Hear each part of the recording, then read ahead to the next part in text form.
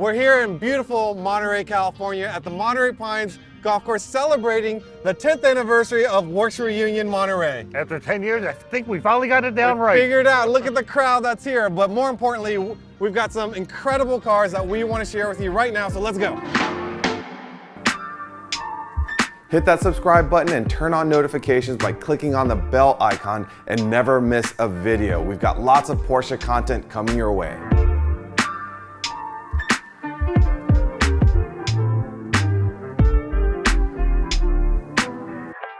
Now, interesting enough, the first car that we're going to highlight with you is technically not a Porsche. It's not a Porsche. and I checked with the owner about this, but it's still an interesting car because it ran with Porsches in the period. So it's called a Denzel. It's a car that someone thought he could build a car better than Porsche that could beat Porsches on the track. And so they were very competitive, but they were based on VW engines, and then eventually they evolved where he built his own cases, his own engines, his own body and chassis. Now, you definitely can see design cues from a 356, but there's a lot of things that are very unique just to this car.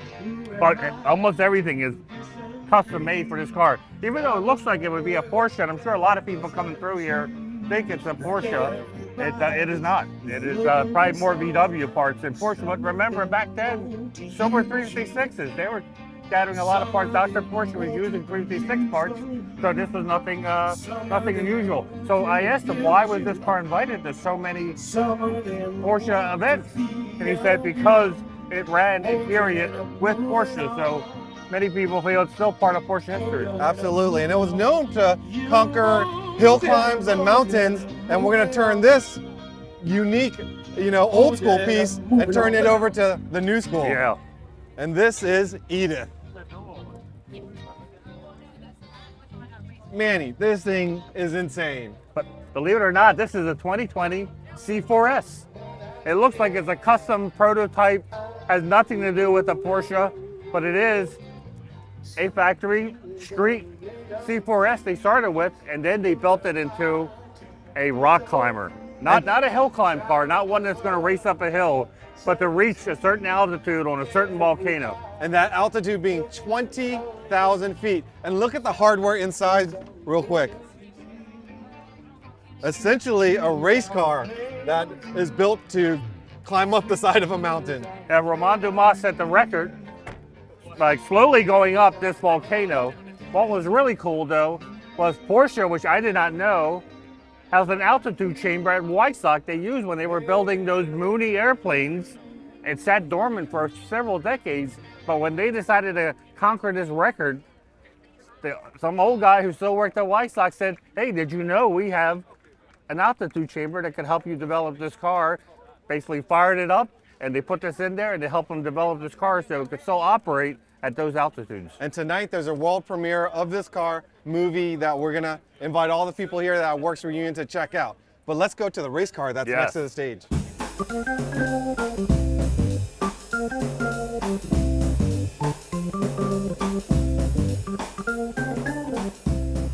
Now Manny, this car here, us race enthusiasts know this livery. We know the PCA member, Kevin Buckler, and his team brought out the Racers Group 996 Cup car. But just not any race car. This is 2003. Grand Am, who's the sanctioning body, decides they're going to introduce the Daytona prototype. This is going to be the car that wins all the races.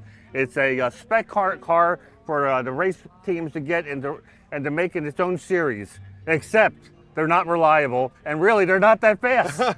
So in a 24-hour race, it's all about endurance and staying running, which Porsche knows how to do. The GT car ends up winning the race overall, beating all the Daytona prototypes, and that was Kevin Buckler's car. At the time, he had two new drivers he wasn't so sure about, Jörg Burnmeister and Timo Bernhard, which of course now are legends, right. But at the time they were junior drivers, and he was a little bit uneasy about handing over the car to these two new guys, who of course turned out to be incredible drivers for the 24 hours. This car really is racing royalty. It is. It's an incredible car with a little bit of PCA history and American team. Let's walk over this way. There's more.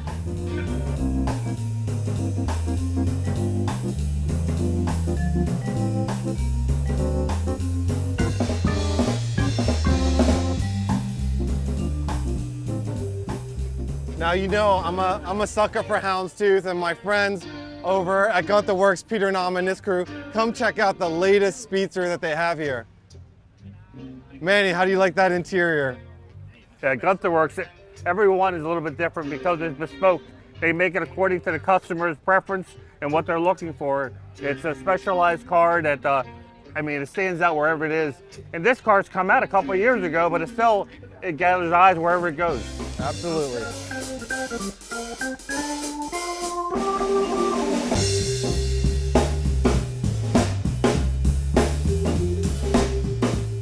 Here we are in the middle of the Classic Restoration Challenge, where you have preservation, individualization, and restoration.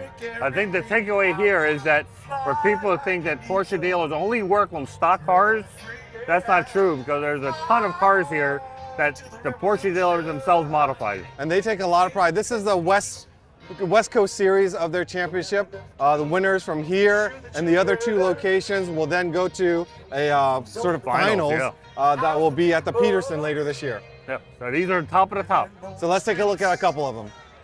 All right, Dakar, a classic that has had a crowd around it the entire time since it showed up, is this one right here.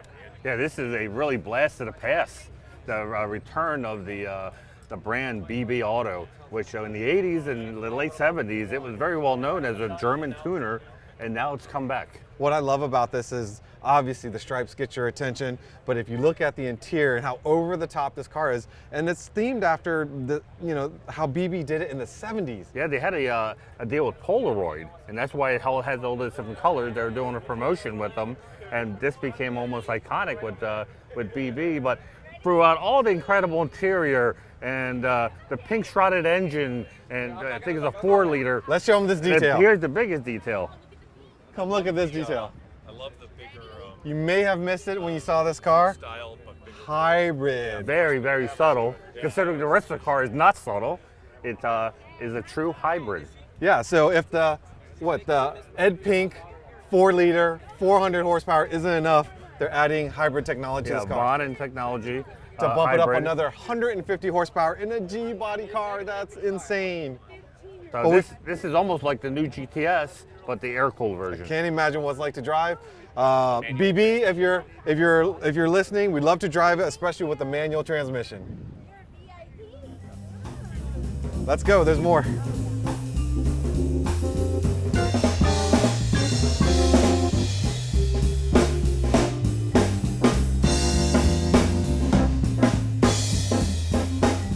Now Manny, for those that always complain that we don't give enough love to the 996 in the water-cooled class, look at this, look at these water-cooled cars, and look at this beautiful 996. It looks immaculate. They are considered classics. The 997 is now listed under Porsche Classic, as well as the 996.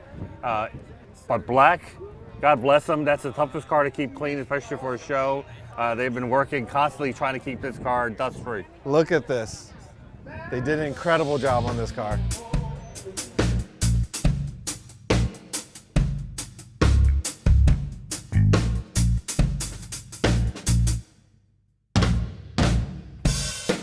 So here we are in the restoration class, and these cars look as though they've just rolled off the showroom floor. Where are you gonna find a 986 Boxster? You're gonna find a 993, you're gonna find another Boxster, a Cayman that looks completely stock. So you buy it on PCA Mart. But seriously, that's where you can find them still, because people are still holding on to some very low mileage original ones. But don't wait, because these cars are an incredible bargain to get an original sports car that it's a classic already. Exactly, and these dealerships have taken them, refurbished them, and brought them out to just impress people with the quality of work, the level of detail that the classic dealers are able to maintain and take care of your early 986 or 996 or Cayman.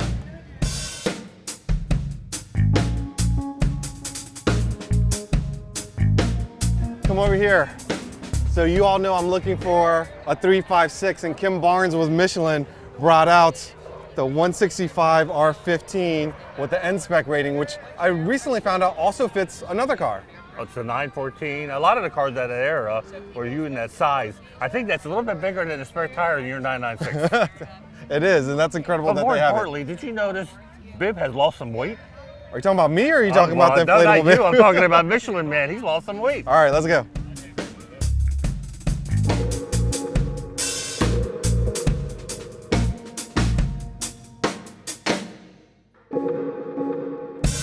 Manny, we've landed in BB land. You know, when I first saw this blue one yesterday pulling in to be parked, I thought, you never see these cars anymore. And here it is, and then we saw another one and then another one. And then the slant nose over there as well.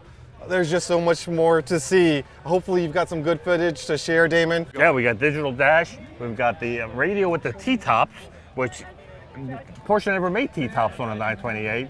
And they integrated a whole stereo system of that period into the T-tops. It's, you keep on looking, you keep on seeing more and more things. I love the look and vibe that they're bringing.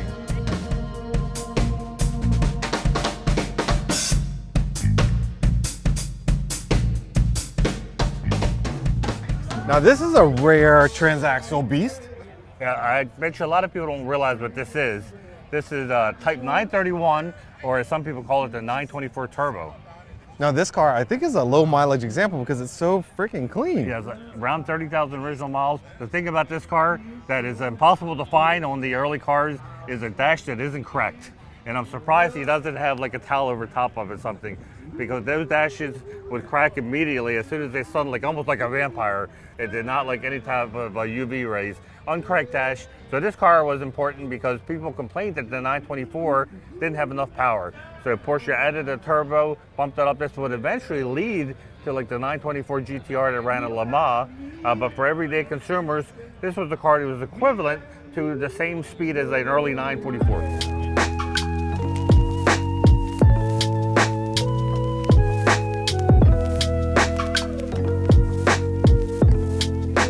What I love about this show, Manny, is like sometimes you roll up in a 992 GT3, or you might have a 993 tribute car, and it's not special enough. So you find some of these pretty cool liveries, like these two behind us. Yeah, here I learned that you can have a new GT3 RS, and you're not going to get a whole lot of looks because there's people that have really upped their game, either with wraps, modifications, wheels, whatnot. They came here for serious play. And these cars would fit perfectly in what event?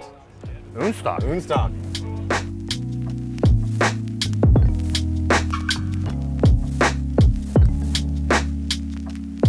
Now, Manny, there's a lot of Porsches here that actually have rooftop tints on them. Yeah, these, I don't know how much you're really using them to sleep in, but they have the very high cool factor in them. Absolutely, and I think we really saw that with Brock Keane. Yeah, with his the 996. The 911, you never thought you would take your 911 camping, but he proved that wrong. And now the factory or dealerships have gotten into it. We have the Restoration Challenge. Several Cayennes have done the whole Overland route with the camper on top and the lifted suspension. There's something to be said that we can come to a car event and just leave the mud and leave the dirt on it, and it's part of the look. And you don't have to worry when you're traversing like hills and you may scrape your spoiler off. These have plenty of clearance. Now this car behind me here, this Cayenne, what I love about it is I believe it's a young gentleman that recently graduated high school and now he's heading to college, and he's built this car up. And there goes a pin. Now, I don't know if he'll be staying in the dorm or he spent all his money and he'll be staying on top of the Cayenne. It's not a bad place to stay though. I've seen some dorms. Exactly.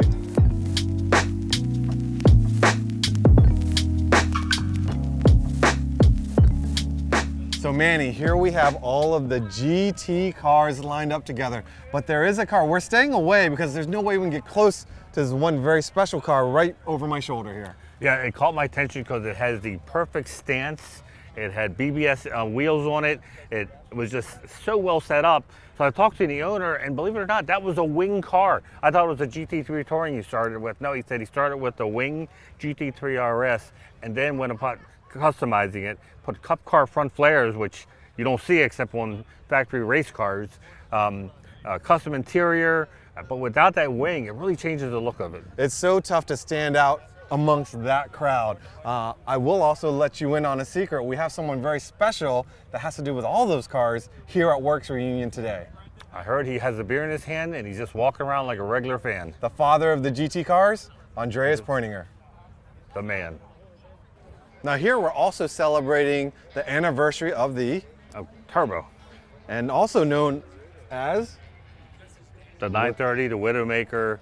Porsche is actually celebrating the whole turbo line, everything from the 917-30, which was turbocharged, all the way up to the Taycan Turbo.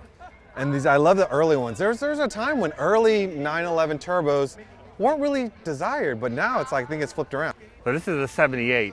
this is nearing the end when turbo started to disappear from the US. From 79 was the last year. They come back again in 86. All the emissions and issues with that, but they disappeared. And this is where gray market really comes into being, because people want the turbo. They start sneaking them into the country by buying them in Europe and then importing them themselves into the US. But yeah, for the longest time, they were undervalued.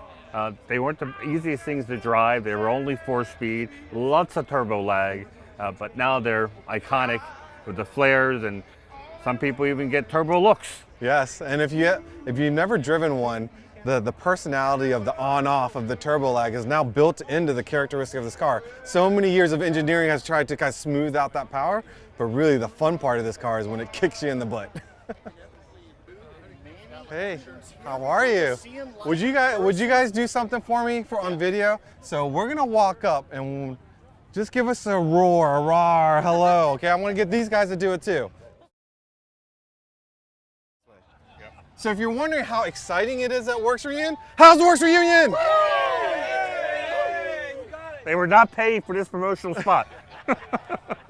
Thank you guys. And behind me, Manny, we have a celebration. What's going on back there? Well, this is once again, like we did in Amelia, the 73, 74 Carreras with ducktails were featured. Now these cars are really, I would say, if you get in a driven one, they're like the distilled essence of what a true performance 911 is. Yeah, they were so lightweight. And of course that ducktail, when it came out, some people loved it, some people didn't, but now it's iconic. I gotta give a shout out to my West Coast brothers. They showed up in droves with ducktails. There you go. Here we are, we find ourselves in the sport purpose category, and oh my goodness, look at these beasts. These are all tributes to the famous series started by Roger Penske, IROC, which stands for International Race of Champions, and the first car he chose was a 911 RS. So let's take a look at a few. Oh, the blues, the greens, more blues, yellow hues, orange, it just goes on. I love the Skittles. And to make things variety. fair, they had celebrity drivers, famous drivers, who would all switch cars. So they didn't bring these cars to themselves, the cars were brought to them, and they hopped in and raced. So you would have different drivers in the blue car, different drivers in the yellow car. Some of them became known for winning in certain color cars, so that's why they're stuck with the, like Peter Revson with this yellow one here. This is incredible. Look at the beauty of this one. And the IROC tails, I mean, that's distinctive to just these cars. Exactly, and the look is replicated quite a bit, just like these are. And I think it's a great idea, because I'm sure they were around a couple of beers saying, hey, let's do this, but actually executing it is a whole different matter, and they did a great job of picking several of the more famous IROC 911s. So these are one of my favorites, because everybody loves long hoods, and then for a while their short hoods weren't really the focus, but this short hood to me is epic. Yeah, it's an iconic look, and one, like I said, it's copied quite often because people in the United States here, they associate it with that IROC series. Now, you're talking about unique looks, and I'm gonna skip over these IROCs because I see some roof wheels, but not on a car you would typically think would have roof wheels. This is on a 914. Yeah, of course 914s are my favorite, and if we never include one in the video, we get a lot of hate. So we got a 914 with So roof here, wheels. for people that love 914s, here's your 914. You can't complain. What a car, roof wheels. That'll never fit on my 914, but I love the look Look of at this. the power plant, Manny. It is a proper flat six. Fantastic. Well, this is the last one that we're going to use to close out the video, and I think it's important that you know the next national event will be at Unstock, and this, believe it or not, is a 1986 G-body car. I got to say, a lot of the cars here could have easily been a new stock show, because it's rare that a Porsche is actually stock. Everyone customizes even a little bit or a whole lot. In this case, a whole lot, and that's the great thing about Unstock. There is no judge. You just come and park the car and people enjoy it. No Concours, no score sheets. I think we may pick the vendor who hosts us. Right, picks his their favorite, yep. And that's it. Yeah, and this car really would stand out in that crowd as well, with the unique headlights, the seat belts, the interior, the spoilers, the corner guards. I mean, this car has so much about it that is personal to what the owner wanted. So if you missed out on Monterey Car Week, missed out on Werks Reunion here in Monterey, I invite you to come out to Unstock November 17th in Corona, California.